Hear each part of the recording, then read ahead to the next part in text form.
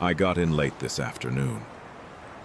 The light's still up, but it's already slipping behind the buildings. Most of the street is in shadow now. There's more movement than I expected for this time of day. Not loud, just constant. People pass by without slowing down. No one really looks at anything for long. I noticed that pretty quickly. Everything here keeps moving. There isn't much space for anything to stop. You can stand still here and disappear into the flow of it. I'll be in New York City for the week. The city wasn't built all at once. It accumulated, block by block, over what was already here. Some of those earlier places were never fully cleared. They're still part of the layout now. Still in use. Still passed through.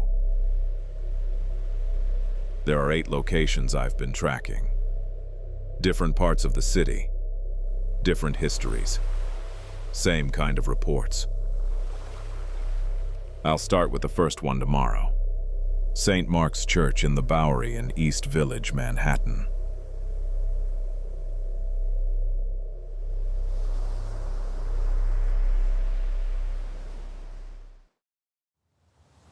I didn't expect this place to feel this separate. The city is still there. Traffic, voices, people walking around. But it doesn't carry inside the gates. It just stops. St. Mark's has been here since 1799, long before the streets around it were filled in. Standing here now, I can feel how old it is. The spire is tall and imposing, like a pin dropped on what used to be a religious center of the city. The paths in the courtyard are narrow. Stone, worn down in places. Graves set low into the ground, older than anything surrounding them. There's not much space here, but it doesn't feel crowded, just contained. Like the city grew around it and never fully reached inside. This used to be part of Peter Stuyvesant's land, one of the earliest figures tied to the city, before it was even called New York. He served as the last Dutch Director General of New Netherland, governing the colony before the English took control. His estate stood here on what was once open land outside the early settlement. He's still buried here, under the chapel. There's something about the paths, the way they cut through the yard. It's easy to imagine someone walking them at night.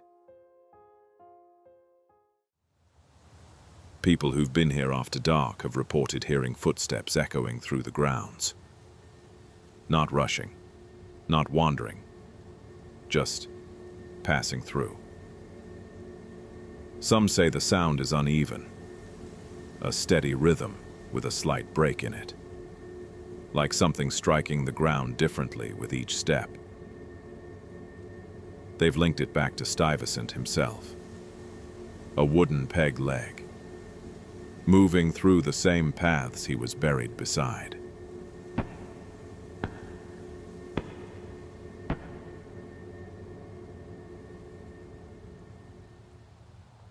Standing here, it's quiet enough that you start to notice your own footsteps, the way they echo slightly off the stone. It wouldn't take much for that sound to feel like it wasn't yours. Between the graves, there's not much visibility. Headstones break up the space. Shadows sit in between them. Visitors have described seeing someone moving through here. A woman, dressed in white, walking slowly between the graves. Not approaching, not reacting, just moving. And then, gone. Just disappearing somewhere between the headstones.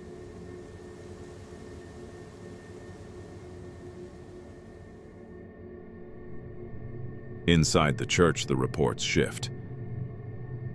Less movement outside, more presence inside. People describe shapes along the walls, something passing between rows of seats when the room should be empty. Footsteps in areas that aren't being used. And occasionally, the sound of bells. Faint, distant, ringing with no clear source.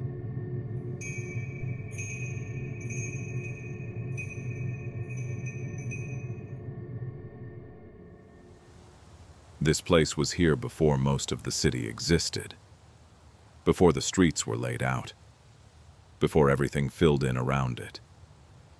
And even now, it doesn't feel like it belongs to what's outside. Just a section of it, held in place. I can still hear the city beyond the gates, but it doesn't reach here the same way. Unchanged enough that whatever was here first never fully left. My journey continues tomorrow.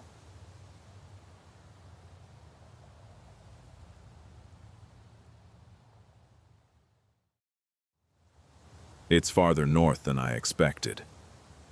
The streets thin out a little up here.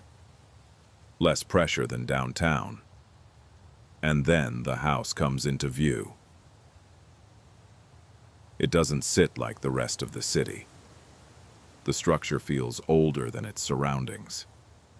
Not just in age, but in placement. Like it was built for a different version of Manhattan and never adjusted. The mansion was built in 1765 when this part of the island was still open land.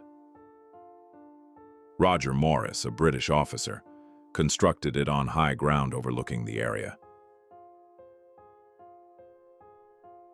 During the Revolutionary War, George Washington used the house as headquarters during the Battle of Harlem Heights. After his retreat, British and Hessian forces occupied it until 1783. Years later, in 1790, Washington returned, joined by Jefferson, Adams, and Hamilton. The house had already seen the war. Now it held the early leadership of the country that followed. In 1832, Eliza Jumel married Aaron Burr here.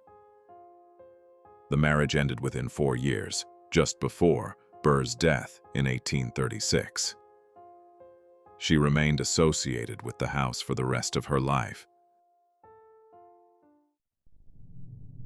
Inside, the structure narrows. I notice how quickly the space closes in around me. Staircases, hallways, rooms that don't carry sound very far. I find myself lowering my voice without thinking. People have reported footsteps on the upper floors when no one else is there. There are also reports of voices, low, indistinct, heard in rooms that are otherwise empty.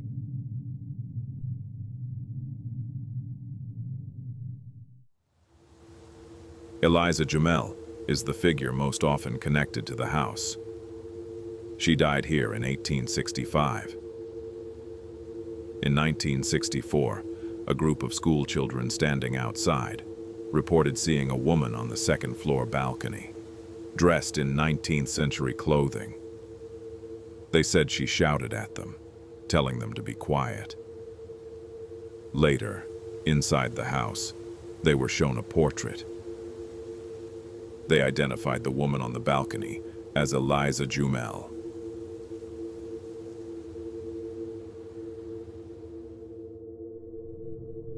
Visitors describe another figure, a soldier seen moving along the staircase. 18th century uniform, slow movement, descending part way. then gone, before reaching the bottom.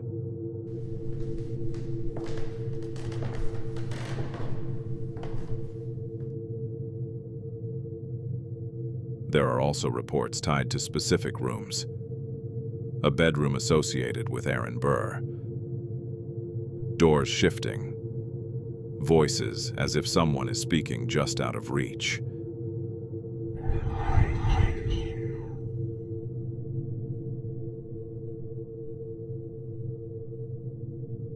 And in the upper levels, a lingering presence sometimes linked to a maid who died here.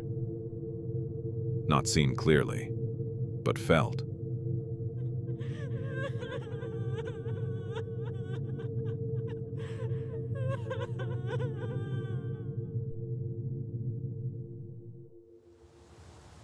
Standing outside again, I notice how quiet the house feels. The silence holds closer than it should. This building existed before the city settled into itself. It experienced war, then influence, then private lives that didn't stay contained. I look at it now, and it doesn't feel fully aligned with what surrounds it. Like something here was never meant to move on, and didn't. Tomorrow I'll hit Washington Square Park.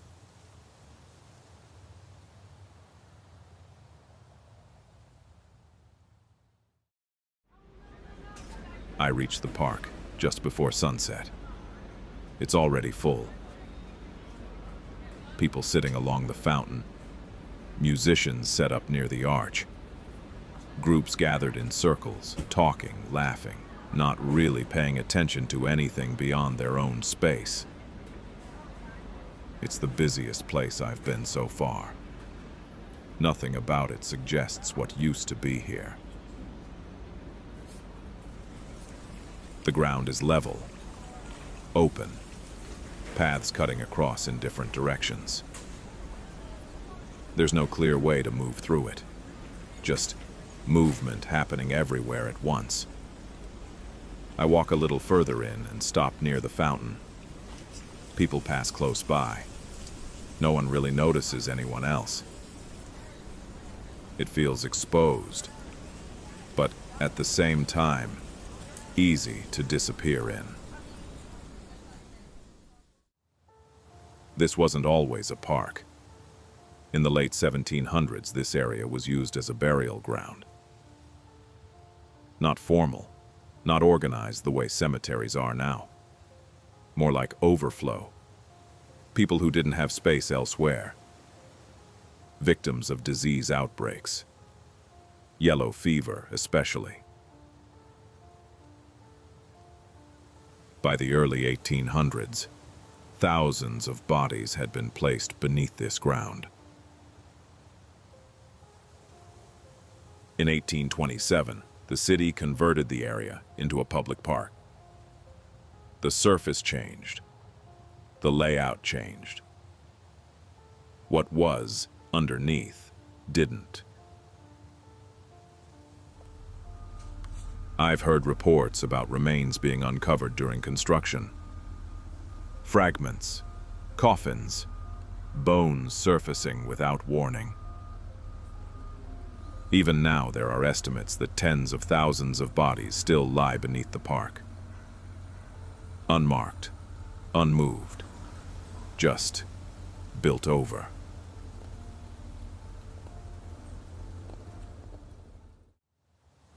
When the park empties out at night, people have described seeing figures standing near the edges of the paths. Just there. Sometimes alone, sometimes more than one. Visible long enough to register, and then gone.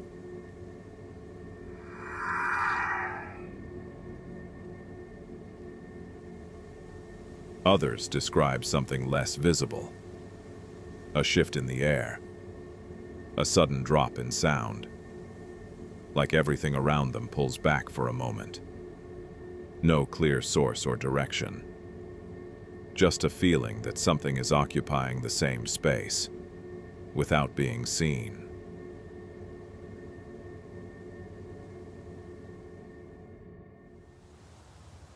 I'm standing on ground that wasn't cleared. Just covered. I watch people pass through it without thinking about what's underneath. And, most of the time, I can feel how easy it is to miss it. There's too much happening here to notice anything else. But standing here now, I don't think all of it moved on. I think some of it never left at all. I'll keep moving tomorrow.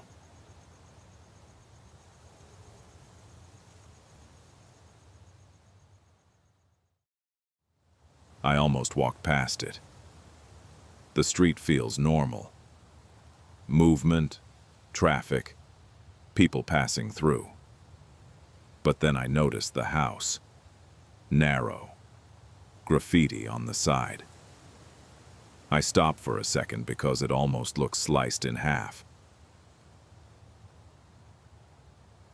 I move a little closer. The facade holds its shape. Windows aligned. Door centered. I notice how little distance there is between the house and the street. No buffer. No space to separate it. Just a doorway leading into preserved history. And maybe something more. The house was built in 1832. Soon after, it became home to the Treadwell family. They lived here for nearly a century. While the city outside expanded, the interior of this house remained mostly the same. Rooms preserved. Furniture kept. Not redesigned. Not replaced. The last family member, Gertrude Treadwell, died here in 1933. By then, the city beyond the doorway barely resembled what she had known. Inside, I noticed the space tighten. The layout doesn't open up. It narrows. Rooms connect directly. Hallways don't extend very far. I can hear how quickly sound disappears here. It doesn't travel. It stops. People have reported footsteps moving along the staircase when no one else is there. Sounds of movement in places that should be empty. There's the sense that someone is standing nearby. Close enough to register, but not visible when you turn to look.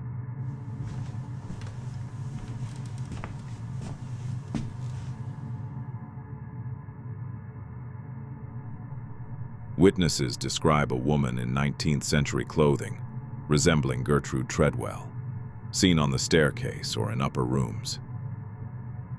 She remains in place for just a moment, before disappearing into the structure itself.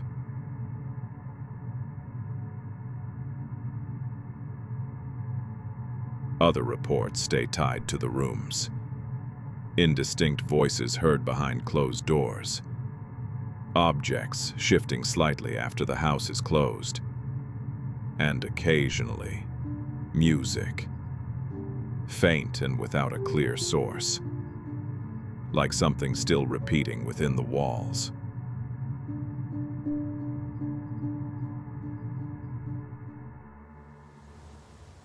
Standing outside again, I notice how quickly the city fills back in around me.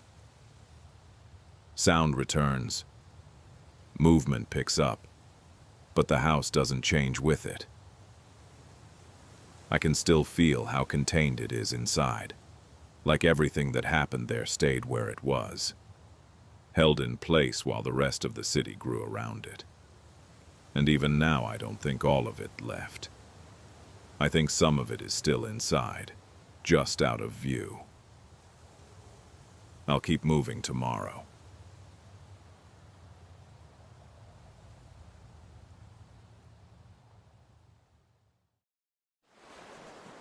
Getting here already feels different. I had to cross the water. Leave Manhattan behind for a moment. And once you're on the island, the city is still there. The hospital is hard to miss. What's left of it? Stone walls standing without anything inside them. Open to the air, with the skyline sitting just beyond it. It doesn't look abandoned in the usual way. It looks emptied, like something was taken out of it. The structure is still there, but whatever it was built to hold is gone. You can see straight through parts of it. Openings where windows used to be. Gaps in the walls. Nothing sealed. This opened in 1856, designed to isolate smallpox patients from the rest of the city. At the time, this island held hospitals and asylums, places set apart from everyday life. People were brought here by boat, removed from the streets, from their homes. Smallpox was one of the most feared diseases of the time. It was contagious, disfiguring, often fatal. Some people left this place. Many didn't. Standing near the walls, it feels exposed. There's no real boundary anymore. Nothing separating you from what used to happen here. People who visit talk about a heaviness around the structure. Not constant, but noticeable. Like something changes as you get closer. Some describe the feeling of being watched. Not directly, just not alone.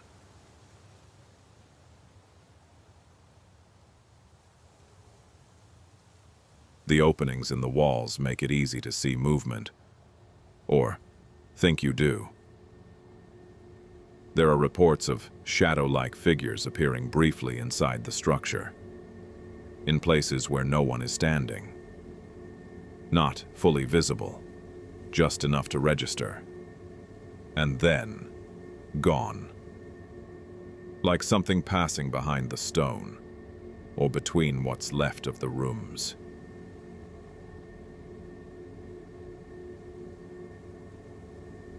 I didn't see it right away. At first, it just felt like the space got tighter, like something shifted, without sound. I stopped, listened, nothing. But when I looked back into the structure, I thought I saw someone standing there. Not clearly, just a shape. Far enough away that it shouldn't have stood out, but it did. Still, not moving, like it had been there the whole time and I only just noticed. I tried to focus on it, but the longer I looked, the less certain it felt. And then, it was gone.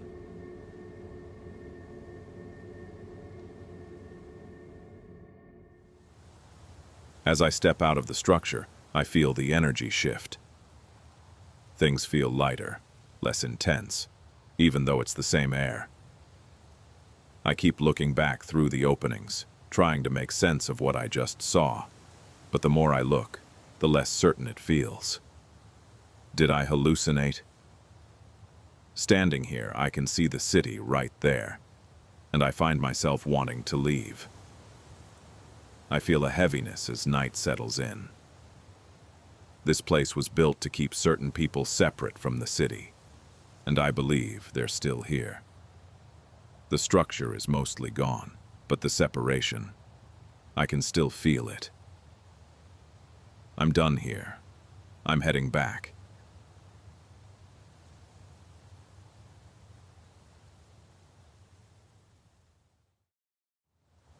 I turned onto West 10th Street, just before dark.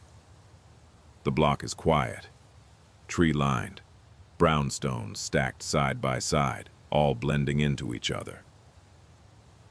I had to check the address twice. There's nothing about it that stands out. No visual cue that this place carries anything different from the rest. I slow down as I approach the building, and for a moment, I'm not even sure I'm in the right place. Standing here, I try to take it in like any other residence. Narrow facade, tall windows, steps leading down from the sidewalk. Everything about it feels contained. I watch people pass by without looking at it. No one slows down. No one hesitates. And I realize, if you didn't already know what this place was, you wouldn't stop here at all. I stay a little longer than I expected to, just watching it, trying to see if anything feels different. The house was built in 1858, when Greenwich Village was developing as a quieter residential area for families moving north. Like the other brownstones, it was meant to hold ordinary lives. And it did. Over time, people moved in and out, but something about this house began to stand out. Stories started to gather. Reports of deaths, far more than expected. Some accounts claim as many as 22 occurred inside. And in 1987, the murder of 6-year-old Lisa Steinberg brought national attention back to the address. By then, the reputation was already there. People had been describing unsettling experiences inside the house for years. A sense that it was never completely empty. Eventually, the name stuck. The House of Death. People who've lived here or visited have described movement where nothing should be moving. Footsteps traveling between floors with no one present. Doors opening or closing on their own. Objects shifting without explanation. Some describe sudden cold spots in otherwise still rooms. Others mention a constant pressure. Not visible, but felt and difficult to ignore.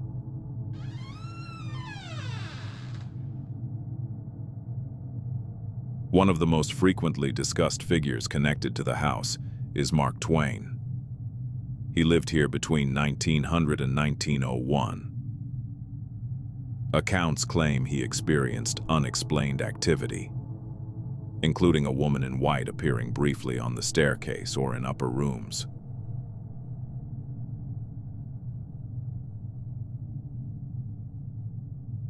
Over time, visitors have also reported seeing a man resembling Twain himself, standing still, watching, often described in a white suit, sometimes holding a cigar, before disappearing without sound.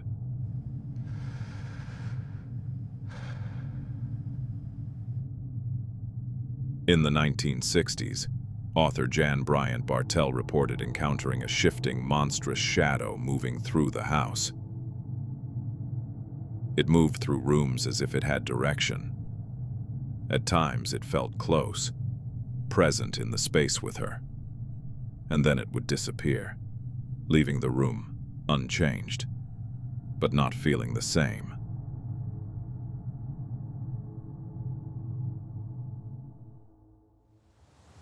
As night falls, I step back from the building and let the street come back into focus.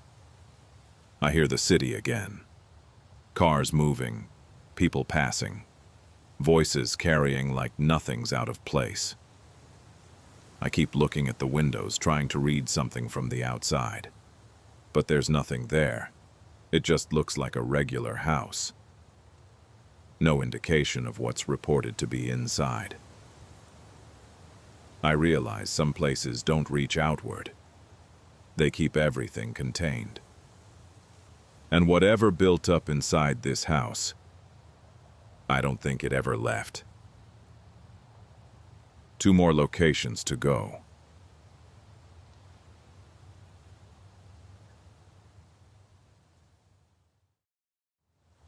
I reach the building after a quick dinner. It's already different from everything around it. Heavier, more defined, like a castle in the middle of the city. I slow down as I approach. From a distance, it doesn't feel like an apartment building, more like a fancy hotel. The structure is dense. Stone, arches, dark windows set deep into the facade. It doesn't open outward. It holds itself in. I notice how little of the interior is visible from here. Even the entrance feels recessed, like you're not meant to see past it. People walk by without stopping. No one really lingers. I stay longer than most, just watching. The Dakota was completed in 1884, when this part of Manhattan was still developing. At the time, the building stood apart from the rest of the city, almost isolated. But New York expanded, and eventually, the city reached it. Over time, the Dakota became associated with wealth, privacy, and cultural prominence. Artists, musicians, public figures, lives that stayed behind its walls.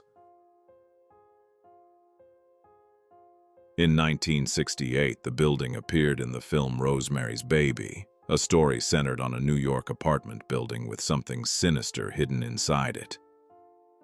That association stayed with it, but so did something else. Residents and staff have described hearing disembodied footsteps moving through corridors. Figures glimpsed on stair landings, visible for a moment, then gone. There are reports of a young girl appearing briefly in the hallways, crying, dressed in 19th century clothing, seen just long enough to register before disappearing.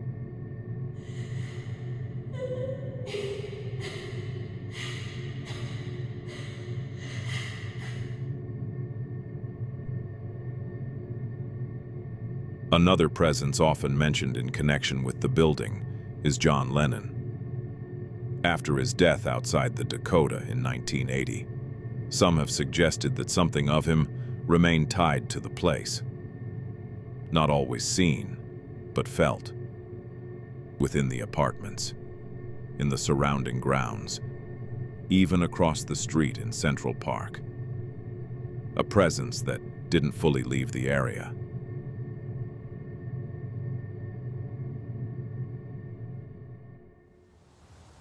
Outside at night, I take a step back from the building and just stand there for a minute. It doesn't feel active, but it doesn't feel empty either. I watch the windows, trying to catch something that doesn't belong. Nothing changes. People pass behind me. Traffic moves through the street. Everything around it keeps going, but the building just stays there, unbothered by any of it. I get the sense that whatever happened here isn't something that comes and goes. It's just part of it now. Tomorrow's my last stop. I should get some rest.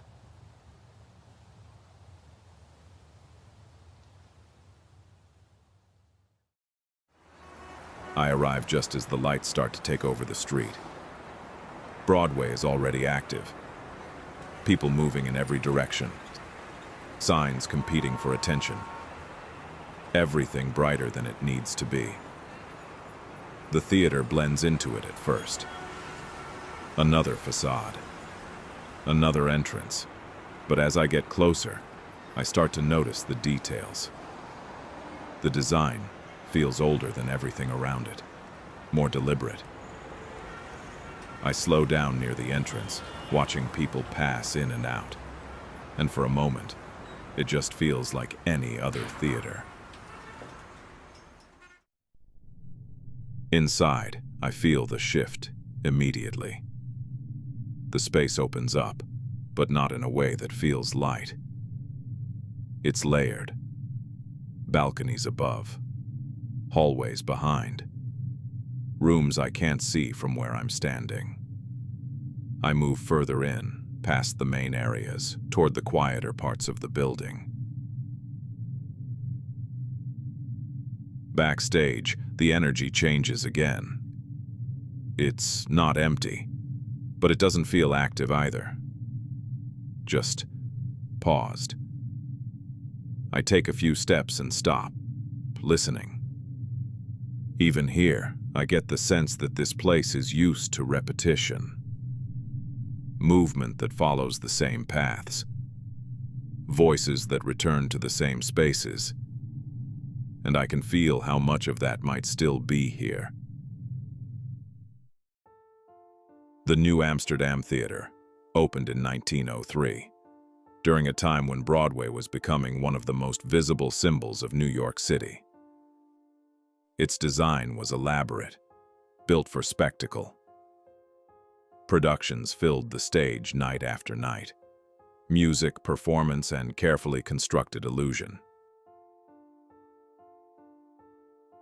The theater later became associated with Olive Thomas, a performer whose popularity extended beyond the stage into early film. After her death in 1920, stories began to form around her connection to the theater. Staff and performers have described hearing footsteps moving through staircases after hours. Doors opening without anyone nearby. Objects shifting in spaces that should be still. Some report a sudden presence close behind them, or the feeling of being touched when no one is there. There are also accounts of faint footsteps in upper levels and behind the balcony, just far enough away to follow, but never close enough to find. At times, there's the scent of perfume appearing without source, lingering briefly before fading out.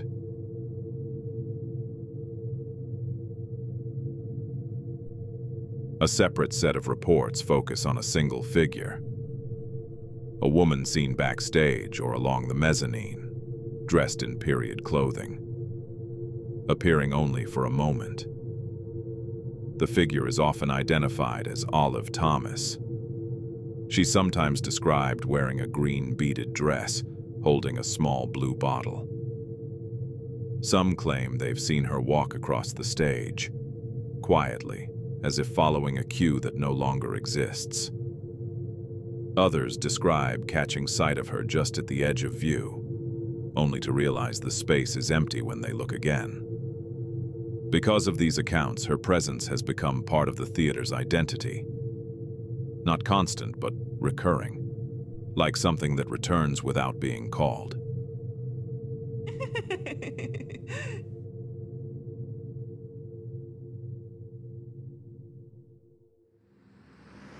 I step back out into the street and the noise returns immediately. I turn back and look at the entrance again. From here, it just looks like part of the block, another place people go to watch something unfold. But inside, I felt how much of it is built on repetition. The same movements, the same spaces, the same roles played over and over. And standing here now, I can't shake the sense that not everything followed the curtain call out.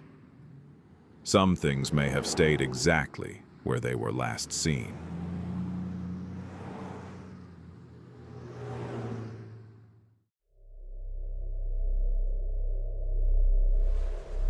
I've been moving through the city all week. At first, it just felt like movement. But the longer I stayed, the more it felt like not everything was moving forward. Some places hold on to what happened there. Not visibly, not enough to stop anything, but enough to stay. The city doesn't slow down long enough to notice. It just keeps building over itself, carrying everything with it. I'm leaving New York now, and from a distance it will look the same as always. But being here, I don't think anything ever really clears. I think some things just keep moving, without ever leaving.